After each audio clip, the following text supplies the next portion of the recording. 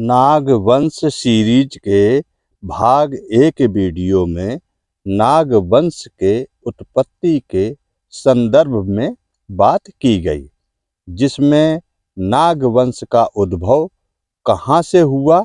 अब भाग 2 वीडियो में बात करते हैं ऐतिहासिक तौर पर नाग राजवंश के विकास और राज्य स्थापना के आदि विषय पर। पौराणिक आधार पर जो जानकारी प्राप्त होती है उससे तो मैं अनुमान लगाता हूँ कि नाग वंश अति प्राचीन वंश है। रामायण काल के रावण पुत्र मेघनाद की धर्मपत्नी सुलोचना नाग कन्या हुआ करती थी। वासुकी नाग की कई कथाएं प्रचलित हैं। शेष नाग की कई कथाएं प्रचलित हैं। पांडव महाभारत कालीन इनके भी नाना आदि नाग वंश के किसी एक शाखा से संबंधित थे। इनके संबंध भी अरुणाचल, मणिपुर आदि स्थानों पर नागवंश से हुआ करते थे। खांडव प्रस्थ के तक्षक वंशी नागवंश से भी इनके संबंध बतलाए गए।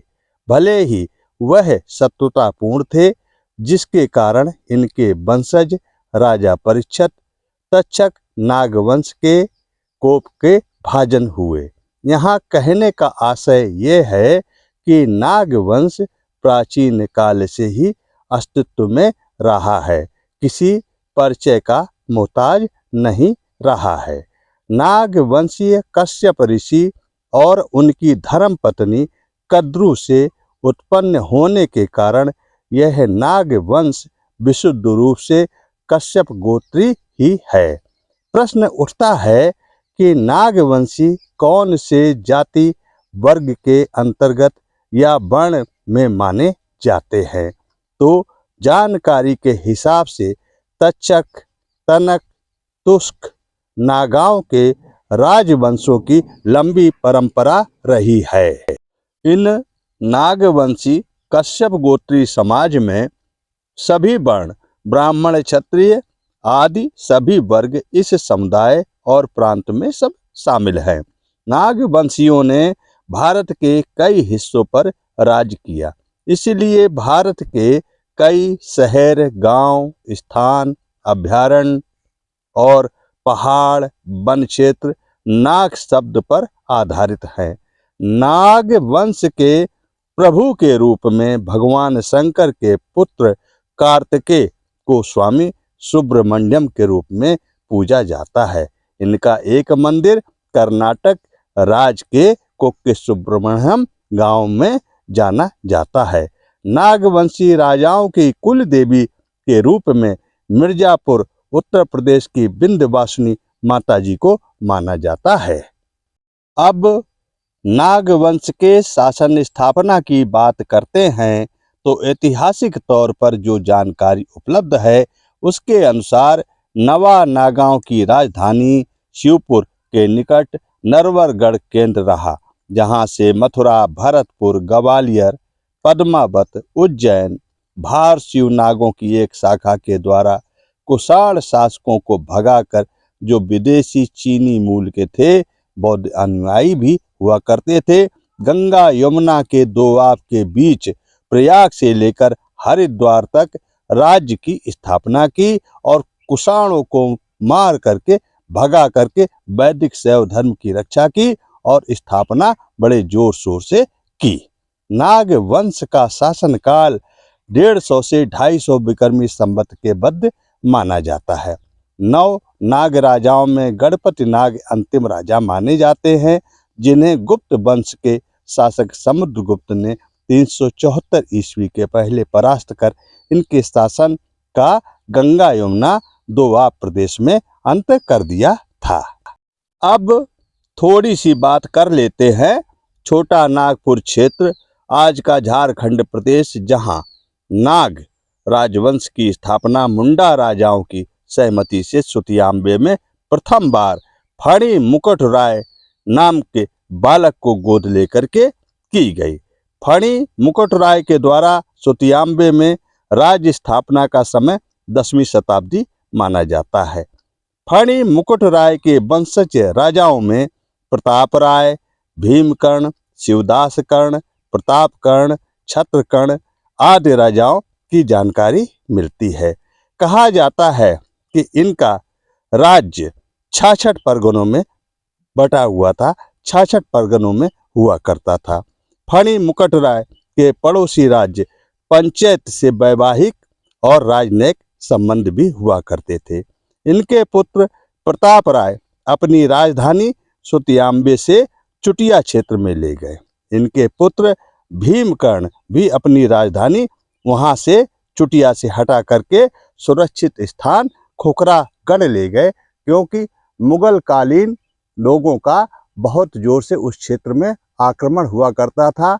वो मार्ग में चुटिया क्षेत्र पड़ता था, इसलिए मध्य क्षेत्र खोखरागढ़ को सुरक्षित मान करके वहां राजधानी स्थानांतरित की थी। भीमकर्ण ने पड़ोसी राज्य रक्सैल वहां को हराया तथा उन्हें सरगुजा क्षेत्र में भी ढकेला। इस वंश के वंशज शाहदेव राजवंश के अंतिम शासक थे। जब तक कि भारत के गणराज्य का विलय नहीं हो गया, तब तक वो सुरक्षित रूप से वहां शासन करते रहे। इस प्रकार से नागवंशीय राजाओं की जानकारी हमें इतिहास के माध्यम से मिलती है। नाग वंश एक महान वंश रहा है और ये वंश का अस्तित्व तब से रहा है जब से प्राचीन काल का समस्त समाज की जानकारी प्राप्त होती है। वो किसी भी रूप में रहा हो, चाहे शेषनाग जी के रूप में रहा हो, चाहे वासुकी के रूप में रहा हो, चाहे तक्षक के रूप में रहा हो, या किसी भी प्रकार से इनका नाम लिया जाता रहा हो, लेकिन इनका नाम का अस्तित्व हमेशा से ही बना हुआ है। इससे ये बात सिद्ध होती है कि जो नाग राजवंश है ये बहुत ही प्राचीन, अति प्राचीनता की श्रेणी में रखा जाना चाहिए। जहाँ तक सवाल है नाग राजवंश ने अपने देश में अपने वैदिक जो आर्यों का जो धर्म है, शैव धर्म है, उसकी इन्होंने सुरक्षा की। विदेशी जो लोग आए, कुषाण वंश जैसे आया और भी वंश आए जिन्होंने यहाँ की संस्कृति को नष्ट किया, भ्रष्ट किया और पथभ्रष्ट भी किया, तो उनको यहाँ से मार भगा करके और उनके स्थान पे पुनः अपनी वैदिक संस्कृति, अपने शैव धर्म, अपने वैष्णव धर्म और जो भी हमारे अपने सनातनी धर्म थे उनको यहाँ पर पुनः स्थापित करने का जो श्रेय है वो नागवंशी राजवंश को ही है। समय समय पर नागवंशी शासकों का शासन स्थान स्थान पर होता रहा और जहाँ तक पता चलता है पुराणों और अन्य साहित्यिक माध्यमों से, तो समय समय पर इनका राज्य और इनका जो क्षेत्र हमेशा कहीं न कहीं उजागर होता रहा है। इस तरह से पता चलता है कि नागवंश कोई मामूली वंश नहीं, अति प्राचीन राजवंश रहा है और इस वंश का अस्तित्व हमेशा से भारत देश में कायम रहा है। और इस वंश ने इस देश के लिए इतने महान कार्य किए, इतने महान राजाओं को इस देश की सुरक्षा का भार उठाया और देश की बहुत मनोयोग से सेवा की। इस तरह से ये हमेशा से माना जाना चाहिए कि नाग जो वंश है इस देश का महान से महानतम श्रेणी का राजवंश रहा है। मित्रों, जानकारी अगर अच्छी लगी हो तो लाइक, शेयर, सब्सक्राइब अवश्य करें और जो मित्रगण चैनल पर नए आए हैं उनसे भी गुजारिश है कि वो चैनल को सब्सक्राइब अवश्य करें, जिससे नए वीडियो की अपडेट्स उन तक हमेशा पहुंचती रहे। मित्रों, हम ऐतिहासिक खोजबीन करके यहाँ वहाँ से तथ्यों को एकत्रित करके इतिहास की जानकारी इकट्ठी करके उस जानकारी को आप तक पहुँचाने का कार्य करते हैं। अतः आप लोगों की भी थोड़ी सी जिम्मेदारी बनती है कि जहाँ कहीं हमारी भूलवश या किसी प्रकार की गलती हो, त्रुटि हो, तो हमें इंगित कर हमें सुधार करने का अवसर ज़रूर प्रदान करें। और जो लोगों को अगर इन सब बातों से, इन ऐतिहासिक वीडियो में जो हम जानकारी देते हैं उसके अलावा भी कुछ तथ्यात्मक रूप से अधिक जानकारी है तो हमें भी कृपया साझा करें, जिससे हम उस जानकारी को अपनी जानकारी के साथ जोड़ करके और अच्छा वीडियो बनाने का प्रयास कर सकें। मित्रों, इन्हीं शब्दों के साथ नमस्कार, फिर मिलते हैं।